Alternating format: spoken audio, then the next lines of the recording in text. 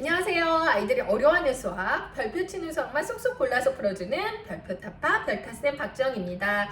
자, 4차 산업혁명을 살아가기 위해서요. 21세기에 우리가 가져야 되는 스킬에 대해서 말씀드리고 있어요.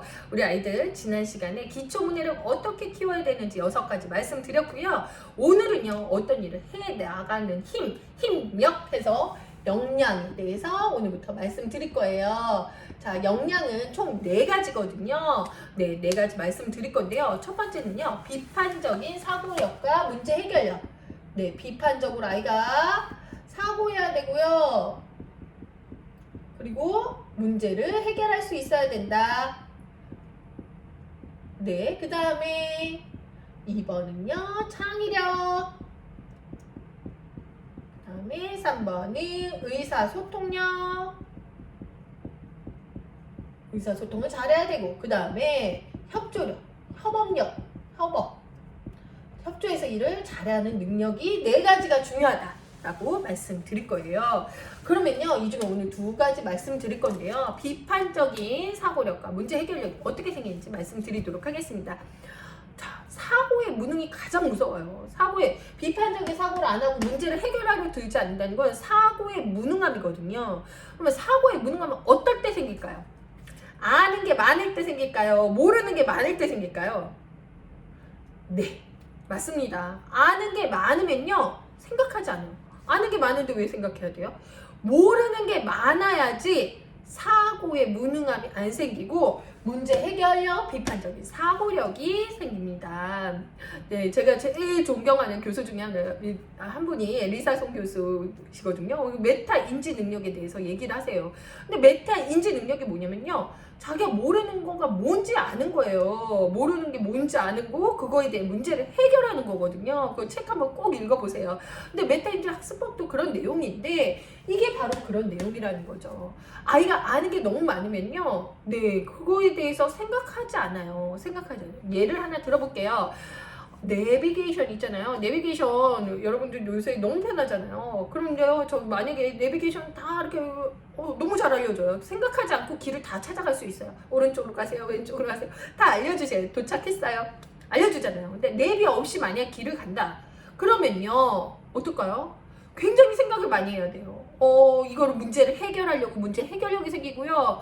사고의 비판적인 사고를 해야 돼요. 이쪽이 더 가까울까? 이쪽이 가까울까? 와, 이런 생각을 해야 된다는 거죠. 네, 그렇기 때문에 이런 것들이 바로 비판적인 사고력이랑 문제 해결력이 생긴다는 거죠. 하지만 내비로 가면은 뭐예요? 사고의 무능함만 생긴다는 거죠.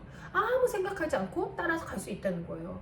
그렇기 때문에 내비로 가게 되면 다음에 혼자 찾아갈 수 없는 거예요. 혼자 찾아갈 수 없는 사고의 무능함만 생긴다. 또 하나 얘기를 드릴게요. 얼마 전에 세계 최고의 교육법이죠. 핀란드 학습법 굉장히 유행하고 지금도 유행하는 것 같아요. 그래가지고 핀란드 수학책이 문제집에 시중에 나오고요. 네, 저기 방과후에 갔더니 학원에 갔더니 이 책으로 막 창의 수학이라고 해서 하더라고요. 그래서 제가 수업을 들여다봤어요. 그랬더니 아이가 문제를 풀어요. 모르는 거 선생님한테 가져와서 선생님이 잘 설명해줘요. 어떨까요? 이게 맞는 법일까요? 참 너무 안타깝게도요. 핀란드 학습법이고 세계 최고의 학습법이 뭐냐면요, 절대 답을 가르쳐요. 쉽게 답을 알려주지 않아요. 아이 혼자서 굉장히 생각을 많이 하고 그런 거에 대해서 끙끙 해결하는 거고 실패를 거듭해서 자기 스스로 정답을 찾아내는 게 핀란드 학습법이거든요. 근데 그 문제집을 가지고 우리에서는 한국식 교육을 하고 있다는 거죠. 너무 쉽게 모르는 거에 대한 답을 준다는 거죠. 그렇다면 뭐가 생긴다? 사고의 무능함이 생기는 거예요. 이거에 대해서 내가 해결하려고 하지 않고 비판적인 사고를 하지 않는다는 거죠. 그렇기 때문에 저는 사실 굉장히 안타까움이 있었는데요. 그러면 엄마가 어떻게 시켜야 되냐? 제가 항상 말씀드렸어요. 메타 인지 학습법도 되고 아이한테 이런 문제 해결력, 비판적인 사고력도 생기는 방법. 아이가 스스로 문제를 풀었죠. 그 다음에 뭐 해야 돼요? 설명 안 해줬는데요? 설명 안 해줘도 아이들이요, 스스로 문제를 읽고 해결할 수 있는 힘을 다 있고요. 문제집에 요새 교과서에 다 그렇게 풀 수 있게 나와 있어요. 아이가 스스로 문제를 풀고 채점을 누가 한다? 네, 맞습니다. 채점도 아이가 하고, 그리고 모르는 것에 대한 모르는 것 인지를 한 거예요. 자기가. 아이가요, 엄마가 문제를 맞았어요. 그러면 맞았네? 잘했네? 하고 넘어가면 끝이에요. 근데 아이가 채점하면서요, 100점이 다 같은 100점이 아니거든요. 요거랑 요거 중에 뭐지? 아이 모르겠다. 3번 찍었어요. 그런데 맞은 거예요. 그러면은 아이가 한 번 더 생각할 수 있거든요. 비판적인 사고력이 가능한 거예요. 이런 식으로 좀 실패를 거듭하고 시간이 없잖아요. 그죠? 시간이 없어도 이런 학습법을 조금이라도 시간이 적더라도 양이 적더라도 해주시는 게 되게 중요하다. 그래야지 메타 인지력이 생겨야 아이가 스스로 해결할 수 있는 힘도 생긴다는 거죠. 네, 그래서 제가 다시 한번 강조드립니다. 아이가 채점하고, 아이가 스스로 채점하고, 그리고 그거에 대해서 해결해 나가려고 애를 쓴다는 거죠. 그리고 마지막에는 엄마한테 물어보고 선생님한테 물어보는 게 아니라 해답지 보고 자기가 스스로 이해할 수 있게 만들어 주셔야 돼요. 스스로 답을 찾게 만들어 주셔야 자기가 이런 능력들이 생기잖아요. 비판적인 생각, 문제 해결력. 사실은요, 문제 해결력 같은 경우도요, 제가 생기는 방법이 뭐 퍼즐이나 이런 거 굉장히 많이 있는데요. 그거는 지금 조금 안 맞는 것 같아서 다음에 또 한번 말씀드리도록 하겠습니다. 퍼즐을 통한 어떤 문제 해결력이 생기는 방법 말씀드릴게요. 어떻게 해라? 실패를 거듭하라는 거예요. 실패를 거듭해요. 길을 헤매야지 다음에 스스로 찾아갈 수 있고 비판적인 해결 능력이 생긴다 말씀드렸습니다. 자, 창의성 말씀드리려고 그러는데요. 창의성은요, 사실은 2시간 동안 제가 강의해도 모자라거든요. 자, 굴지 IT 기업들이요, 다 창의성 하고 있어요. 그죠? 4차 산업혁명에는요, 초연결, 초지능, 초융합이에요. 그러면요, 새로운 것에 대한 융합을 하려면요, 새로운 것을 창의적으로 생각해낼 수밖에 없어요. 그렇기 때문에 너무 중요한 능력인데, 창의성이 생기려면 엄마가 질문을 굉장히 잘해 주셔야 돼요. 질문을 어렸을 때부터 입체적으로 질문해 주셔야 돼요. 입체적인 질문을 해주셔야 되는데, 입체적인 질문이 뭐예요, 선생님? 비판적이고, 그리고 창의적인 질문들을 해주셔야 된다. 그리고 어떤 거예요? 논리적인 질문들을 해주셔야 된다. 이 3가지 질문은 그러면 어떻게 하냐? 엄마 입에 탁 붙어야 돼요. 자, 비판. 과연 그럴까? 어떤 사물들을 보거나 이럴 때는 과연 그럴까? 그래야지 좀 새로운 생각을 할 수 있는 거예요. 그 다음에 비판적으로 생각하고 창의적으로 이거 말고 또 뭐가 있을까? 또 이거 말고 또 뭐가 있을까? 라는 생각을 해주셔야 되고, 논리적으로 왜 그럴까? 사실은요, 이렇게 우리 교육에는 되게 안 맞는 질문들이긴 한데 이런 질문들을 많이 해주셔야 되는 거야. 과연 그럴까? 이거 말고 또 뭐가 있을까? 그 다음에 왜 그럴까? 이런 3가지 입체적인 질문들을 많이 해주셔야 된다는 거예요. 자, 2번째 입체적인 질문. 2번째 어떤 거냐? 정답형 질문. 아닌 해답형 질문. 자, 정답은 답이 있어요. OX가 있는데요. 해답은요, 답을 자기가 찾아내는 거예요. 나랑 생각이 다를 뿐이지 틀린 게 아니에요. 이거는 틀리는 거고 이거는 생각이 다른 거다. 그래서 어떻게 하냐면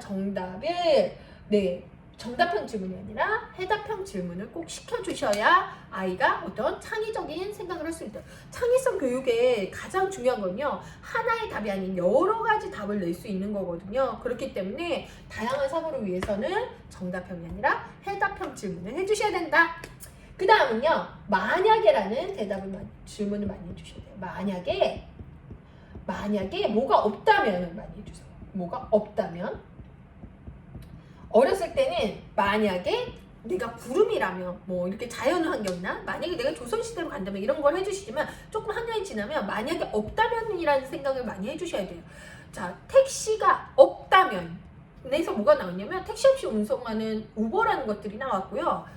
석유가 없다면, 만약에 석유가 없다면 해서 뭐가 나왔을까요? 테슬라의 전기자동차가 나왔죠. 뭐가 만약에 없다면을 생각하지 않으면 창의적으로 새로운 것들을 끄집어낼 수가 없어요. 그렇기 때문에 이런 것들을, 만약에 뭐가 없다면 이런 것들을 많이 좀 생각해 보시는 게 어떨까라고 말씀드립니다. 그래서 이런 만약에 뭐뭐 없다면 하면, 만약에 뭐뭐 있다면 이런 이야기들을 많이 해주시면 좋고요. 또 하나 더 말씀드리면요, 마지막으로 유창성에 대해서 얘기해요. 유창성은 뭐냐면요. 하나에 대해서 여러 가지 생각을 하는 거예요. 하나의 답이 하나. 뭐 해답형이랑 비슷할 수 있지만 유창성은 조금 좀 다르죠. 우리가 많이 이 문제가 생겼을 때 여러 가지 해결 방안을 낼 수 있다면 그건 굉장히 사실은 지혜로운 삶을 살 수 있고 풍요로운 삶을 살 수 있는 거죠. 실패 확률이 좀 떨어지게 되는 거고요. 그렇기 때문에 유창성은 굉장히 중요해요. 한 가지를 보고 다양한 생각을 하는 거. 예를 들면 유창성 키우는 거 어떤 거 있냐면요. 우리 몸에서 리자로 시작하는 말 엄마랑 한번 해볼까 그랬어요. 그럼 뭐 있을까요? 어머님도 한번 해볼까요? 네, 머리, 허리, 뭐 이런 거, 다리, 뭐 이런 것들이 있죠. 근데 대부분에요, 유창성이 없는 사람들은요, 보이는 것만 얘기해요. 보이는 거, 머리, 허리, 다리. 근데 보이지 않는 거 한번 생각해볼까요? 네, 목소리, 숨소리, 콧소리, 여러 가지가 있어요. 그죠? 배고픈 소리, 꼬르륵 소리, 뭐 이런 것들 우리 몸에 있는 거잖아요. 그 다음에 보이지 않는 것까지 했죠? 세 번째는 두 개를 합하는 거예요. 허리인데도 어떤 허리가 있어요? 개미 허리 있고요. 그리고 다리인데도요. 네, 숏다리 있고요. 롱다리 있고요. 안짱다리 있고요. 그죠? 네, 되게 여러 가지, 두 가지를 합하면 또 여러 가지, 융합하면 여러 가지가 있다는 거예요. 그래서 아이랑 좀 이런 유창성 있는 게임 있잖아요. 눈에 보이는 거, 보이지 않는 거, 두 단어를 합치는 거. 이런 게임 같은 것도 많이 해주시면 좋아요. 제가 창의력이 생기는 거 간단하게 말씀드렸는데요. 다음 채널에 제가 한번 창의력 특집 한번 할게요. 네, 그러면 아마 재미있으실 거예요. 자, 오늘 어떻게 고민 해결되셨나요? 네, 그럼 별표 탑탑!